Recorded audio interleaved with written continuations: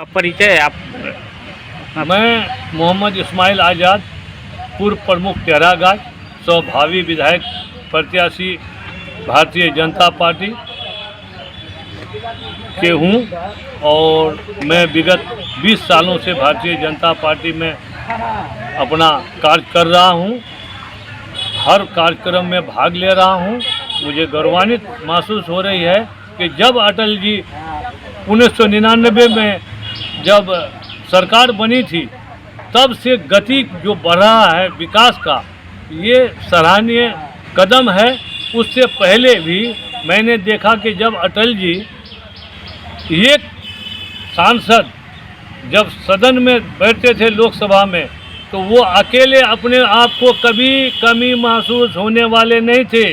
वो यही कहते थे सदन में कि हार नहीं मानूंगा, रार नहीं ठानूंगा।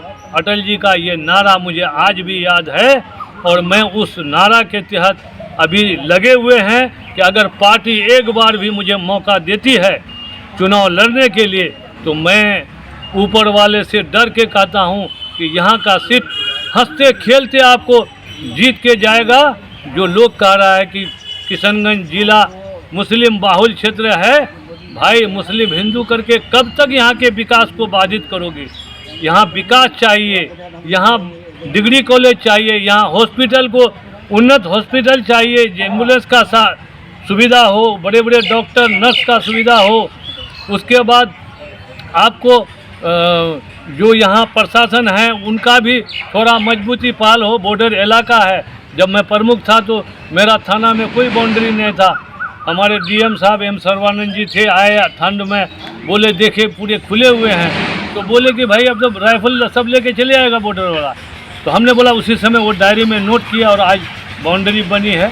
हमारे प्रशासन लोग बाउंड्री के अंदर में सेफ हैं।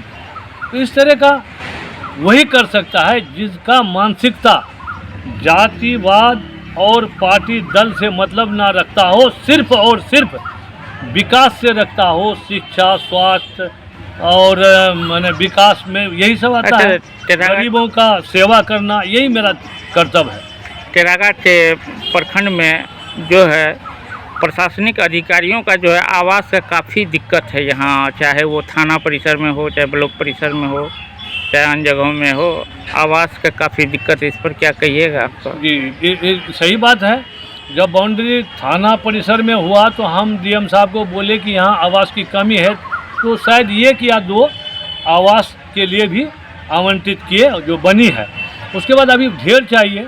कुछ लोग भाड़े पर दूर में रहते हैं, जबकि थाना प्रांगण में अच्छी खासी ज़मीन है। मैं तो यही कहूँगा कि मेरी पैदाइश जो है टेरागाज में हुई, पले बढ़े और यहाँ की सुविधा हमारे पूर्वज में जो माननीय स्वतंत्रता सेनानी जहानली मस्तान जी जो हाटगांव पंचायत में मैं भी रहता था, उनका देन है कि थाना टेरागाज में ही उपलब्ध है, हॉस्पिटल टेरागाज में ही उपलब्ध है, आज +2 हाई स्कूल टेरागाज में है, ब्लॉक आपका टेरागाज में है। ये सुविधा 7 प्रखंडों में से अलग मेरा टेरागाज में अगर कोई इस तरह का सुविधा किए हैं तो उसका नाम है मरहूम स्वतंत्रता सेनानी जहानली मस्तान। उनका मैं तहे दिल से खराज अकीदत पेश करता हूं कि वैसे लोगों का तो अब तक यहाँ कोई लाइब्रेरी वगैरह कोई नाम होना चाहिए। मैं दिमाग में रखा हूं कि ऐसे लोगों को जगह मिले नाम के लिए। ये वही कहेंगे कि टेरागाज थाना परिसर में खास करके देखा जा रहा है कि आवास का, थाना परिसर में भी आवास, आज के डेट में हमारे ब्लॉक के भी बहुत सब कर्मचारी, बहुत से ये हैं, पुरानी जर्जर भवन थी, सबको तोड़ा गया है, प्लेस खाली हुआ है। तो मैं सोचता हूँ कि धीरे धीरे ये भी व्यवस्था टेरागाज में होगा। जब सही सोच और सही प्रत्याशी जब मेरे टेरागाज के बासिंदा को जिताएंगे यहाँ के जनता, तो ये वो दिन दूर नहीं होगा जो चिराग टेरागाज में जलेगी तो वो बहादुरगंज, दिगलबैन, पोचा दामन, ठाकुरगंज में दिखाई पड़ेगा कि नहीं, टेरागाज के लोग भी जग चुके हैं और टेरागाज में भी कुछ हैं। जैसे बिहार के टेरागाज में हम लोग पढ़ते हैं, किशनगंज सीमांचल के टेरागाज में पढ़ते हैं, इसी प्रकार केंद्र से बिहार का नाम आज प्रधानमंत्री बिहार से बने, आज बड़े बड़े ओहदा पर बिहार से बने, आज मुख्यमंत्री बिहार के हैं कर्मठ माननीय नीतीश कुमार जी हमारे बिहार के, वो नालंदा के हैं और आज 20 सालों से मुख्यमंत्री रह के विकास पुरुष के नाम पर कहलाए जाते हैं।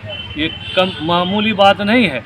इंजीनियर का डिग्री है, एक से एक बड़े बड़े जो है पढ़े लिखे और विद्वान हमारे बिहार से पैदा होते हैं। उसी तरह टेरागाज के युवाओं में भी ऊर्जा और हौसला की कमी नहीं है, मगर युवाओं में को रोजगार और सही दिशा निर्देश हम लोग दे नहीं पा रहे हैं, जिसके कारण हमारे युवाओं में थोड़ा सा माने बदलाव की भावना रहता है।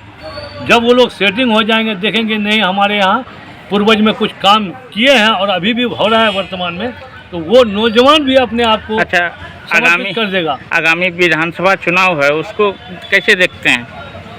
मैं तो रणनीति के तहत अब तक जो देख रहा हूँ कि मेरे यहाँ से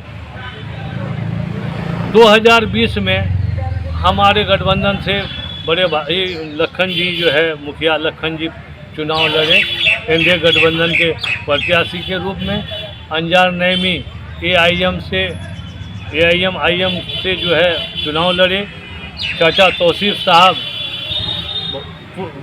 पुराने कांग्रेस ही रहे, वो कांग्रेस से लड़े और कुछ लोग जो है निर्दलीय लड़े। लेकिन जो माहौल 20 में था एआईएम का और भाई असदुद्दीन अवैसी, बैरिस्टर असदुद्दीन अवैसी का, उनका भाषण और उनका लोक लुभावन 20 में तो बहुत कारगर रहा, लेकिन उनकी सरकार नहीं रही। वो जितना भी घोषणा किए वो जस का तस बनी हुई है, उस पर एक भी अमल नहीं हुआ। टेरागाछ में जब उतरे थे हेलीपैड से तो बोले थे कि यहाँ डिग्री कॉलेज देंगे, पुल देंगे, हॉस्पिटल देंगे एक अलग से। ये तो सब खोखला साबित हुआ।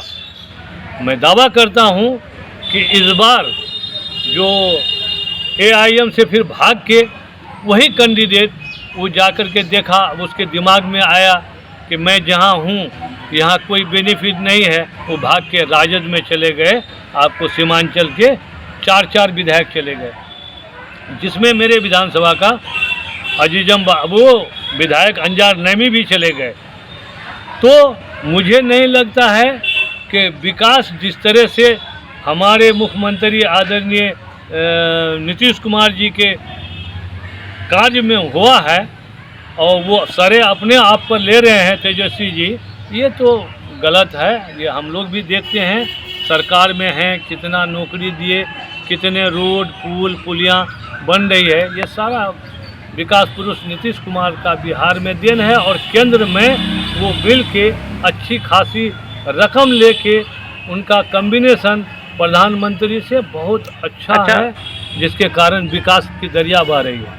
जैसे बैरिस्टर असदुद्दीन साहब को नज़र हैदराबाद से यहाँ आके वो सिर्फ उसी मुद्दा को लेके इस साल चाचा तौसीफ को वो पार्टी ज्वाइन करवाए और वहाँ खुल के बोले कि जिस प्रकार से हैदराबाद में मैं जो है वहाँ चला रहा हूँ, हैदराबाद दूसरा सेकंड हैदराबाद हम जो है किशनगंज सीमांचल को बनाएंगे। तो भाई पहले आप काम कीजिएगा तब ना।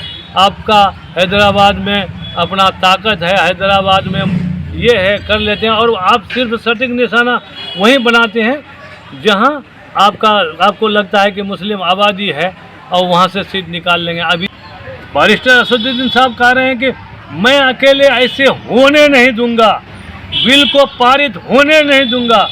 भाई आपके पास मैं अकेला हूं, उनका कोई रावर कह रहा है कि असदुद्दीन अवैसी ऐसा शख्सियत है जो पार्लियामेंट में बिल को फाड़ दिया। बहुत तुरुमखा बन गए भाई। अरे हम बिल फाड़ के कि बहुत बड़ा तुरुमखा बन गए। आपके पास विपक्ष में रहने का वोट है, आप विपक्ष में थे और विपक्ष में रहेंगे। अब भले मुंह है भाई बोलने का, आप बोल लीजिए। पक्ष अपना काम कर रही है, विपक्ष अपना काम कर रहा है। इसका परिणाम चुनाव के बाद नज़र आ जाएगा कि बिहार को बदलाव चाहिए, एक नया बिहार चाहिए।